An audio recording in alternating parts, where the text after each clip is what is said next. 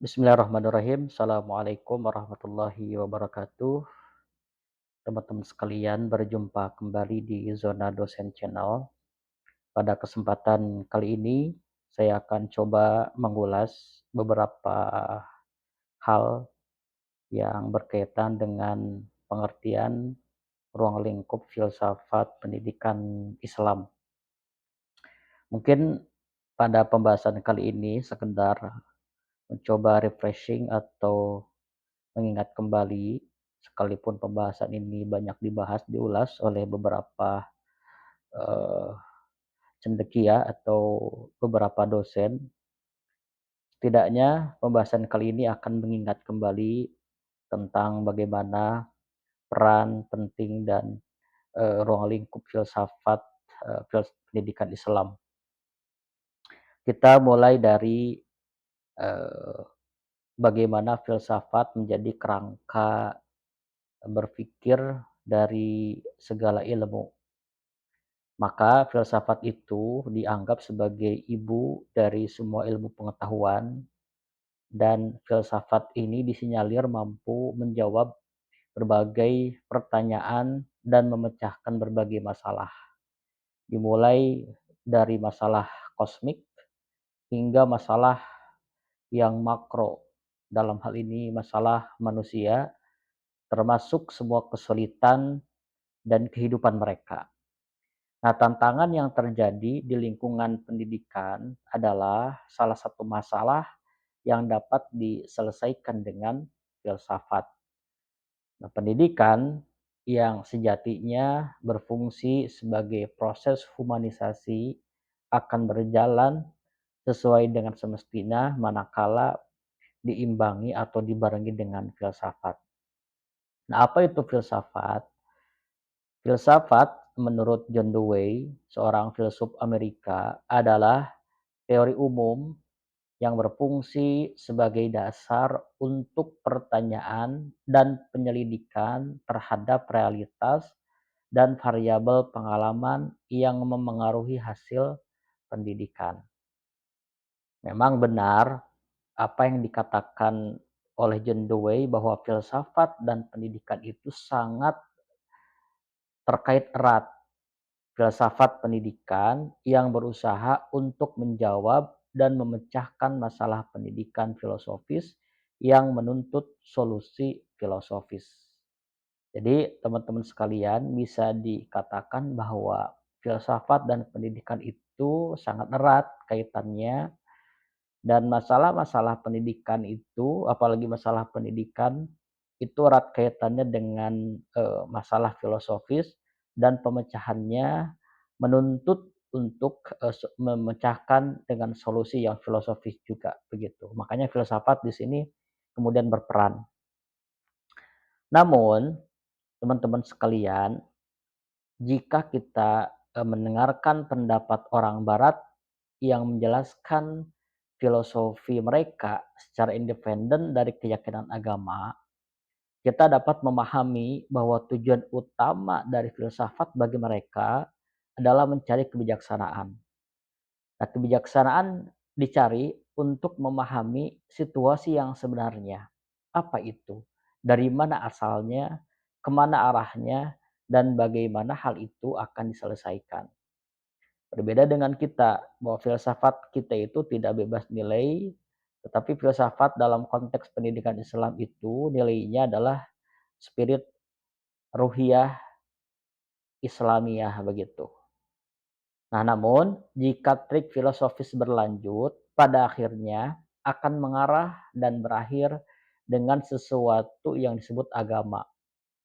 Ketika datang ke pertanyaan kapan ini berasal, dan apa yang pertama kali terjadi, dan apa yang terakhir selamat dalam hal ini, baik tradisi filosofis timur dan barat setuju.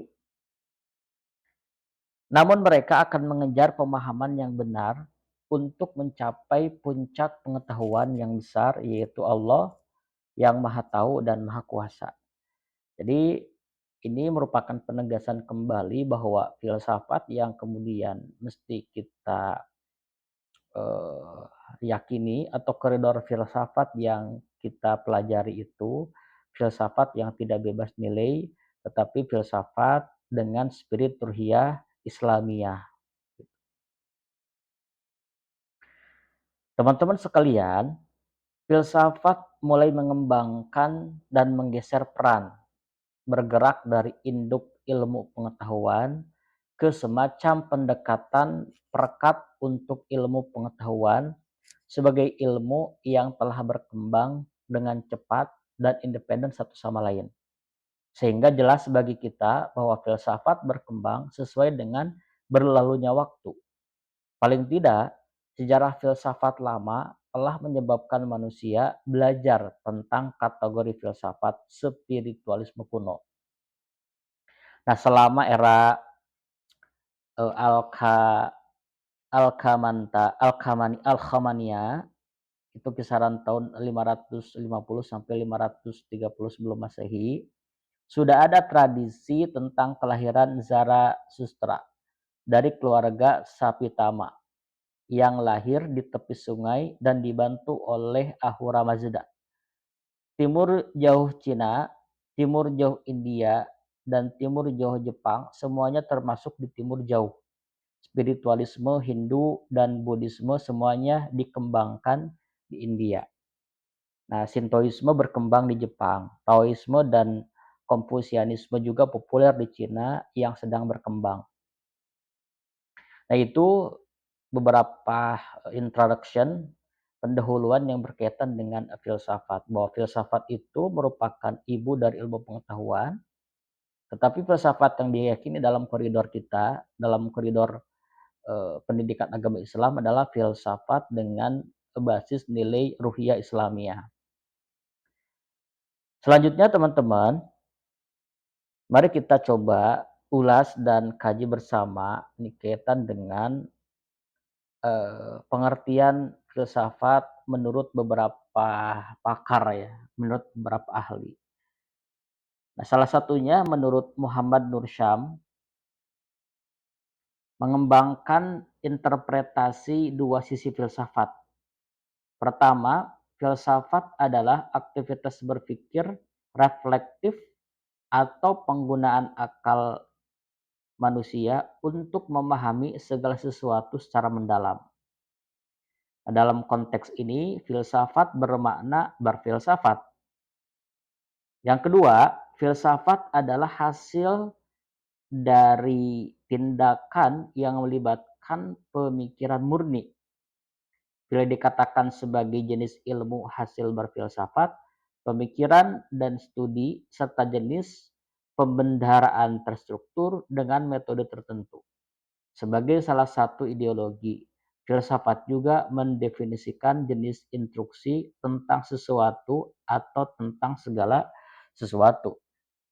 Jadi, teman-teman, dalam pengertian ini, Nur Syam membagi dua interpretasi tentang filsafat. Yang pertama, filsafat sebagai aktivitas berpikir reflektif. Yang kedua, filsafat dengan makna hasil dari tindakan yang melibatkan pemikiran murni. Hasil dari tindakan, yang kedua proses berpikir reflektifnya begitu. Nah, kemudian menurut Plato, ini sekedar mengulang begitu ya teman-teman.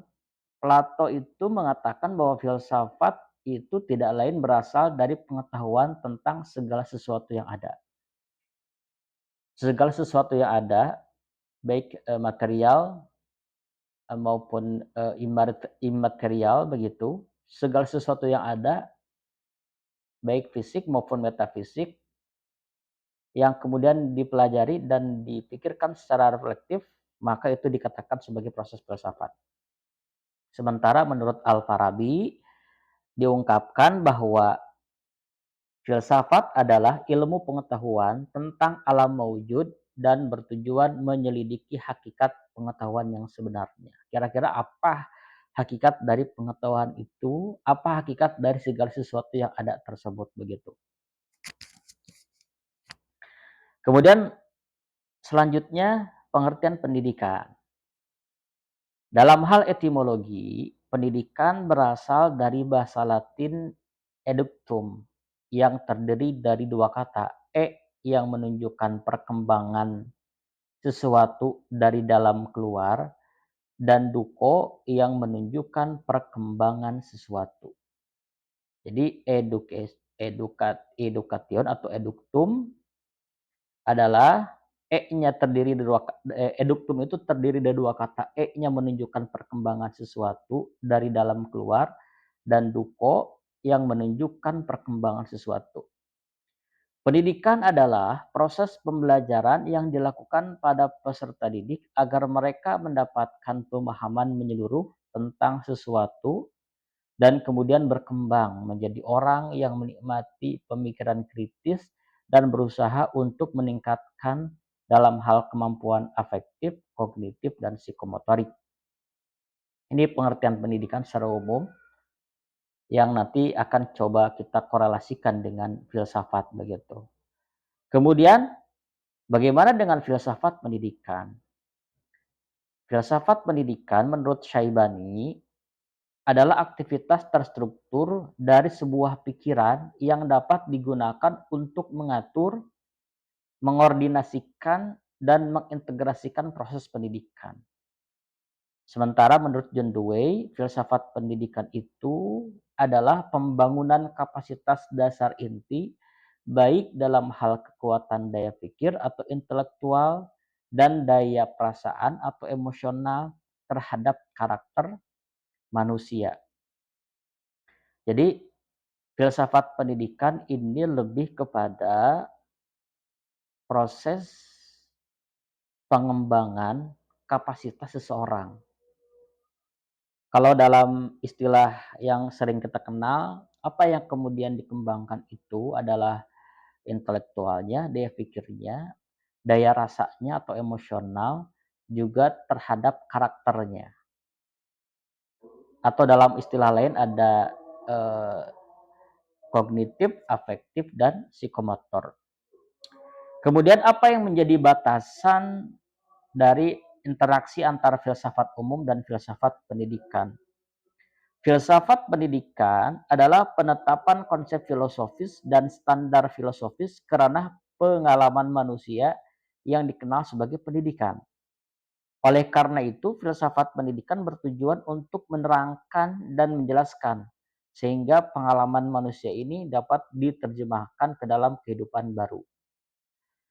Kemudian belajar filsafat pendidikan karena kita percaya itu akan membantu kita membangun pemahaman yang lebih baik tentang proses pendidikan dan yang kemudian meningkatkan status pendidikan.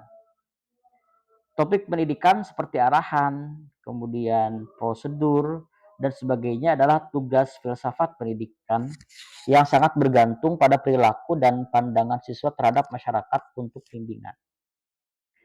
Kemudian ada prinsip, konsep, ide, keyakinan yang semuanya saling terkait dalam filsafat pendidikan. Prinsip terpadu yang dimaksud adalah keyakinan yang kuat mengenai masalah pendidikan.